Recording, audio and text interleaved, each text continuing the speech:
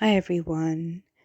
So today I wanted to just talk a little bit about my joy and I guess love that I have from watching Gilmore Girls. And Gilmore Girls is very much associated with autumn, and so that's why I thought now would be the ideal time to discuss this.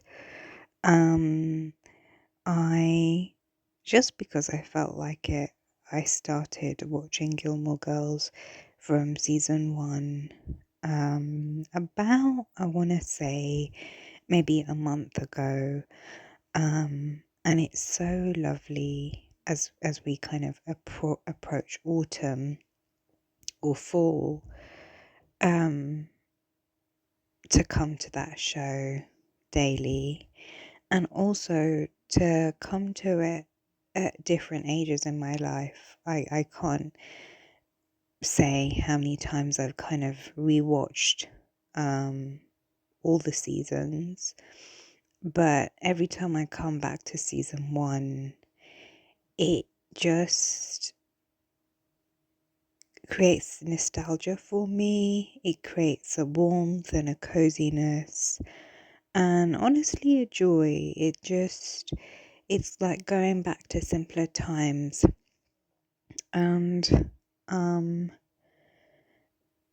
everyone associates it with the season of autumn because the color scheme does have the autumnal feel with the shades of red and orange.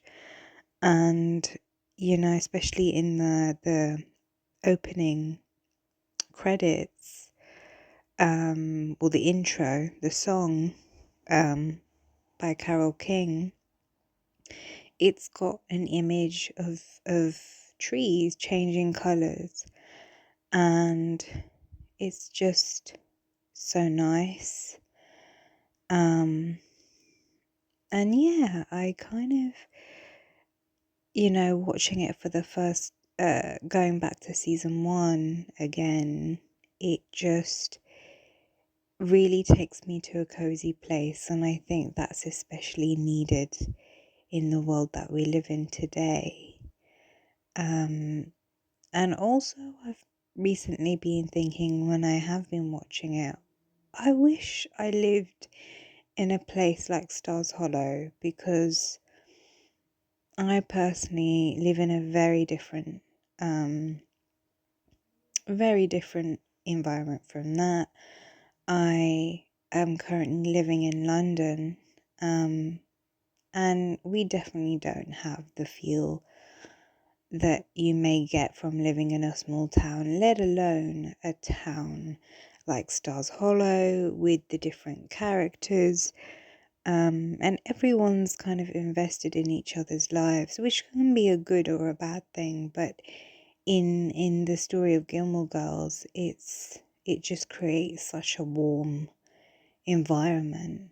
And even just having a place like Luke's, which sells comfort food, I've been thinking to myself, oh, I really wish I had a place like that near me, where you can just get your standard cup of coffee and you don't have to pay a ridiculous price for it. Um, and I think another reason why I have always liked it is because I resonate with it a lot, being someone who was very close with their grandparents. And you really don't get that many TV shows that focus on that type of relationship. And so I think that's another reason why this particular show just really does something for me and creates these fuzzy feelings. And at times it can be very realistic as well, because there's ebbs and flows in their relationships and the dynamics between people. And I think it captures that kind of mother-daughter relationship really well. And, in the case where it's going good, and a lot of the relationship between Lorelai and Rory, but then also the trickiness that can come from mother-daughter relationships depicted with Emily and Lorelai's character. I think it really gets that dynamic so well, and yeah, it's so cleverly written, I think. And another thing from rewatching it that I've gotten is also just picking up on lines that I'd never picked up on before.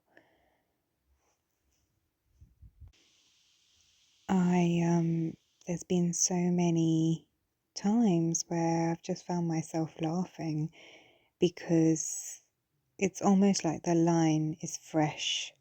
It's just come fresh at me, even though I've watched Gilmore Girls so many times before. There's one that comes to mind. I can't remember exactly what episode it was, but I think in episode, big end of season 1, we learn that Lorelai has burnt all of her kind of child pictures because she apparently had a big head, and she kind of says that her first complete sentence was something like "big head want Dolly," and when I heard that, I just found it so funny. Some of the lines, even some of the references, there's a lot of pop culture references to musicians and artists, and it's even really been fun for me as an adult, like with Lane and her knowledge and love of music, her just mentioning different artists, and then me looking them up when because they were completely new to me. So, it's also been an educational experience too. So there are so many layers to watching a show, and particularly watching a show that maybe aligns with a season in a really suited way. And I have to say, I just recently, at this time of my life, in particular, I've always loved her, but I really can't get enough of Mrs. Kim. She's just great. The actor that plays her is incredible, but her character is just, I find her so funny. I honestly do. And I think her relationship with Lane as well, how they depict that is really interesting too, and good to see different types of mother-daughter relationships, and not just the typical one or the good one that you might get on a TV show. And then another character that I just have been loving recently, and again, he just acts it so well, and with his little accent and some of the lines that he talks about, and him really wanting to have the low calorie foods and his low fat cheese, is Michelle. I just find Michelle so, again, he adds a layer of something that no other character can bring. And I really like Lorelai and his dynamic when they're working together. It's so good. I in the most recent episode I watched, it was the introduction of Jess. Personally, I am a Jess fan. He could have been a much better boyfriend in the beginning, but he again brings a different element. But I really love when Luke is kind of like, don't wear that t-shirt with Metallica on it, and with I can't remember what the picture was on his t-shirt. You'll scare the customs away. I just thought, you know what, if that could be something in today's world, that would be wonderful, because we've got far more scarier things than that to be worried about changing a t-shirt with a creepy looking picture on it. And it's so funny, at the end of that episode, I think it's season 2 episode, I want to say maybe 5 or 6. And the next thing we see is Jess literally in a Luke outfit, with him wearing his plaid shirt and backwards baseball cap. Or baseball cap, I don't know if you call it baseball cap, but backwards cap. And that's just, again, to just think of that scenario, I just think, yeah, Amy, Sean Palladino and her partner as well, just such good writing. I frequently think to myself, and it's not just Gilmore Girls, but other really intricate shows with the really well-formed characters, I just think to myself, these people are just geniuses, for them to kind of think up these storylines and to create it for us to see. It's just so so good to see, and to actually think that someone has created this from scratch is amazing, honestly. And I I can't say I've loved every single season of Gilmore Girls as much as the beginning, but I do, having watched the first season and the beginning of the second recently, I have to say I love those seasons so much. And there is also something, especially in season 1, that is so raw, and so, even the way that it's filmed, it's rustic looking. It's not, the quality is not super sharp, and the color grading is also very comforting to watch. And the quality of the filming, it all provides this comfort when you watch it, which I feel like you don't really get nowadays. You don't get that kind of feel visually when you're watching a TV show or a film. Another thing that I've been thinking about a lot as I've been watching it again from the beginning, is how it's a really special thing when you can actually relate to different characters each time you watch it. So, for example, the first ever sort of time I was introduced to Gilmore Girls, I was a really similar age to Rory. I think I was either 16 or 17. And so I related to Rory's character, and I was kind of following her storylines with more intensity than the others.